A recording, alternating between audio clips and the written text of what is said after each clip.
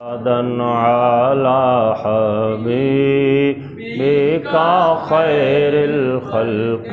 كلهم صل وسلم دائما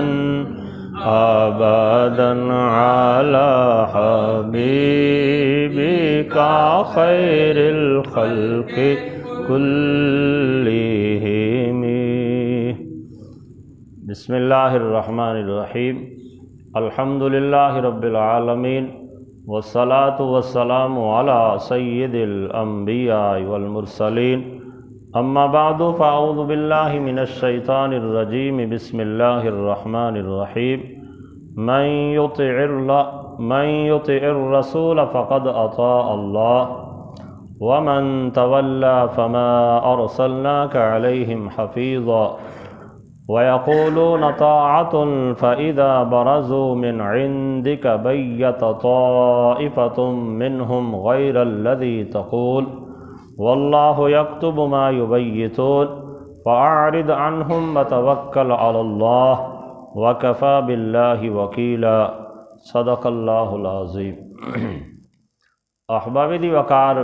آج ہمیں سورۃ النساء کی آیت نمبر 80 اور آیت نمبر 81 پڑھنے کی سعادت حاصل ہو رہی ہے۔ اس آیہ بینہ میں خالق لم یزل نے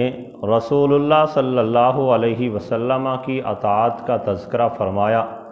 گویا کہ لوگوں کو ترغیب دلائی کہ رسول اللہ صلی اللہ علیہ وسلم کی اطاعت کرو، اور اللہ جل شانہ نے رسول کی اطاعت کو ہی اللہ کی اطاعت قرار دیا۔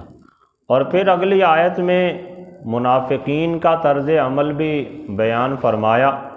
کہ وہ جو منافقین ہیں وہ جب نبی علیہ السلام کے سامنے ہوتے ہیں اس وقت اور بات کرتے ہیں، اور جب آپ سے علیحدگی میں ہوتے ہیں رات کو اپنے دیگر منافقوں کے ساتھ، کافروں کے ساتھ مل کے بیٹھتے ہیں تو اس وقت ان کا انداز گفتگو کچھ اور ہوتا ہے۔ اللہ جل شانہ نے اس کا بھی یہاں پہ بیان فرمایا۔ ارشاد فرمایا من یطع الرسول فقد اطاع اللہ، جس نے رسول کی اطاعت کی تو بے شک اس نے اللہ کی اطاعت کی۔ ومن تولی فما ارسلناک علیہم حفیظا، اور جس نے پیٹھ پھیری تو ہم نے آپ کو اس کا نگران نہیں بنایا۔ تو احباب دی وقار، ایک بات تو یہ کہ اس بات کا صراحت کے ساتھ اظہار فرمایا کہ جس نے رسول کی اطاعت کی اس نے اللہ کی اطاعت کی۔ اگلی آیت میں گویا کہ وعید والا انداز بیان فرمایا کہ وہ بندہ جس نے اے پیارے حبیب آپ سے منہ پھیر لیا،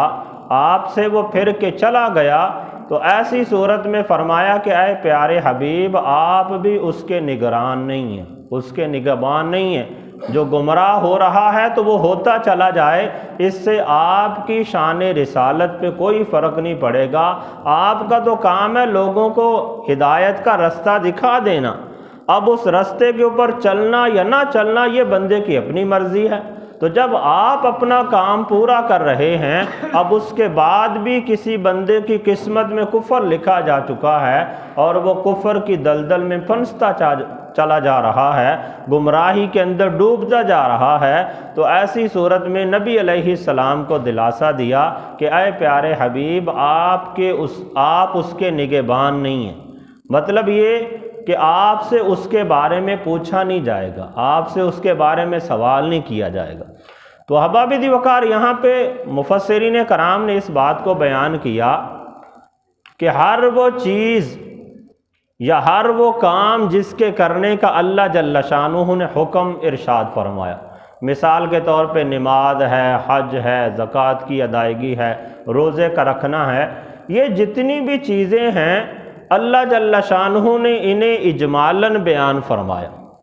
نبی علیہ السلام نے تفصیلاً پریکٹیکلی طور پر اس پر عمل کر کے بھی دکھایا اور لوگوں کو ترغیب بھی دلائی کہ اس انداز سے عمل کرنا ہے۔ تو اس بنیاد پہ مفسرین کرام نے بیان کیا کہ جب تک بندہ رسول اللہ کی اطاعت نہیں کرتا اس وقت تک وہ اللہ کے احکام پہ عمل کر سکتا ہی نہیں، کیونکہ اللہ نے تو ارشاد فرمایا نماز قائم کرو۔ اب بندے کو کیا پتا کہ اس نے کون سی نماز کس وقت ادا کرنی ہے، نماز کے اندر کیا پڑھنا ہے، کس نماز کی کتنی رکعتیں پڑھنی ہیں۔ تو نبی علیہ الصلوۃ والسلام نے نماز پڑھ کے دکھائی اور ارشاد فرمایا صلو کما رأیتمونی اصلی، کہ جس طرح مجھے نماز پڑھتے ہوئے دیکھتے ہو اس طرح سے تم بھی نماز پڑھو۔ ایسے ہی دیگر شریعت کے جتنے بھی احکامات ہیں اللہ تعالیٰ نے ان کے کرنے کا حکم ارشاد فرما دیا، تو نبی علیہ السلام نے ہمیں اس کے کرنے کا طریقہ بتایا کہ اے بندو اس کام کو کس کس انداز سے تم نے کرنا ہے، کس وقت کے اندر کرنا ہے۔ تو اگر ہم رسول اللہ کی اطاعت نہیں کرتے تو ہم اللہ کی اطاعت کر ہی نہیں سکتے۔ اس اعتبار سے فرمایا کہ جس نے رسول اللہ کی اطاعت کی تو اس نے گویا کہ اللہ کی ہی اطاعت کر لی۔ پھر آگے ارشاد فرمایا منافقین کے حوالے سے وَيَقُولُونَ طَاعَةٌ، اور آپ سے کہتے ہیں کہ ہم نے اطاعت کی، یعنی منافقوں کا طریقہ کار یہ تھا کہ جب رسول اللہ کے سامنے آتے تھے کہتے ہم آپ کے ساتھ ہیں، ہم آپ کی اطاعت کرنے والے ہیں، آپ پہ ایمان رکھتے ہیں۔ لیکن فرمایا فَإِذَا بَرَزُوا مِنْ عِنْدِكَ،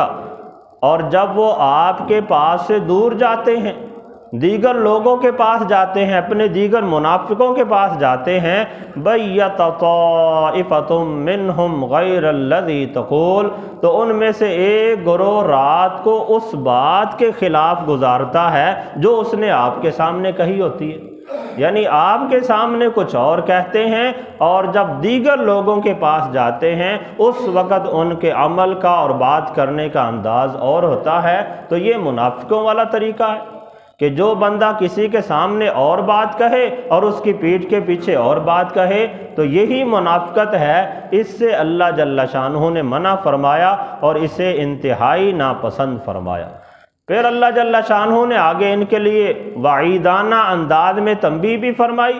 ارشاد فرمایا واللہ یکتب ما یبیتون، اور اللہ اس کو لکھتا ہے جو کچھ وہ رات کو کہتے ہیں۔ یعنی منافقوں کو بھی تنبیہ کر دی کہ کہیں وہ اس خوش فہمی میں نہ پڑے رہیں کہ ہم نے اپنا نفاق چھپا کے رکھا ہوا ہے، مسلمانوں کو بھی راضی رکھ رہے ہیں، کافروں کو بھی راضی رکھ رہے ہیں، کہیں وہ اس گمان میں نہ پڑے رہیں کہ ہم چھپے رہیں گے، بلکہ فرمایا واللہ یکتب ما یبیتون، کہ جو کچھ وہ رات کو باتیں کرتے ہیں، معاملات کرتے ہیں، رب تعالیٰ اسے لکھ لیتا ہے۔ مطلب یہ کہ رب تعالیٰ نے کرامن کاتبین کی ڈیوٹی لگا رکھی ہے جو ہر انسان کے ساتھ موجود ہیں، ہر انسان کے اعمال کا وہ جائزہ لیتے ہیں، جس کے اچھے اعمال ہیں وہ بھی لکھے جاتے ہیں، جس کے برے اعمال ہیں وہ بھی لکھے جاتے ہیں۔ تو یہاں پہ بالخصوص منافقوں کو تنبیہ فرمائی کہ کہیں وہ اس خوش فہمی میں نہ پڑے رہیں کہ ہمارا نفاق چھپا رہے گا، بلکہ رب تعالیٰ نے نبی علیہ السلام کو ان کے نفاق کے بارے میں خبر دیتے ہوئے ارشاد فرمایا واللہ یکتب ما یبیتون، کہ وہ جو کچھ بھی رات کے وقت کرتے ہیں رب تعالیٰ اس تمام کے تمام کو لکھ لیتا ہے۔ پھر آگے ارشاد فرمایا فَأَعْرِضْ عَنْهُمْ وَتَوَكَّلْ عَلَى اللَّهِ، تو آپ ان سے اعراض کیجئے اور اللہ پر بھروسہ کیجئے، اللہ کی ذات پر توکل کیجئے، وَكَفَى بِاللَّهِ وَكِيلًا، اور اللہ ہی بطور کارساز کافی ہے۔ تو یہاں پہ مفسرین کرام نے بیان فرمایا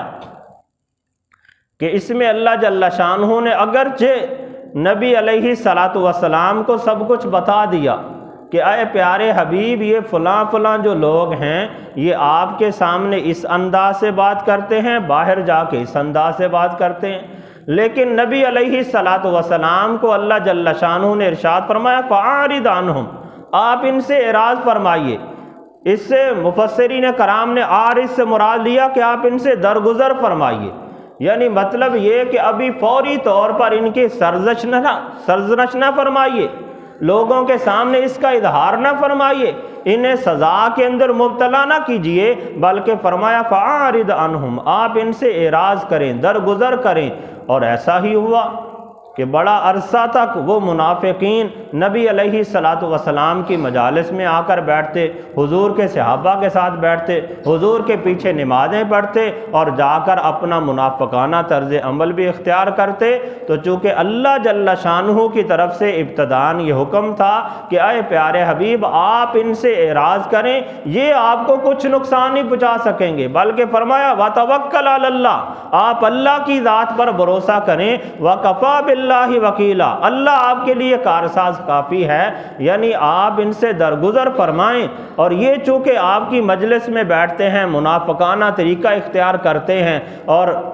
باطن میں آپ کے خلاف دشمنی پالتے ہیں، تو حضور کو دلاسا دیا اے پیارے حبیب یہ آپ کا کوئی نقصان نہیں کر سکیں گے، آپ اللہ کی ذات پر بھروسہ کرتے ہوئے ان سے فی الحال درگزر کیجئے، یہ آپ کو نقصان نہیں پہنچا سکیں گے، آپ انہیں سزا کے اندر مبتلا نہ کیجئے۔ تو جب تک رب تعالیٰ کی طرف سے حکم تھا،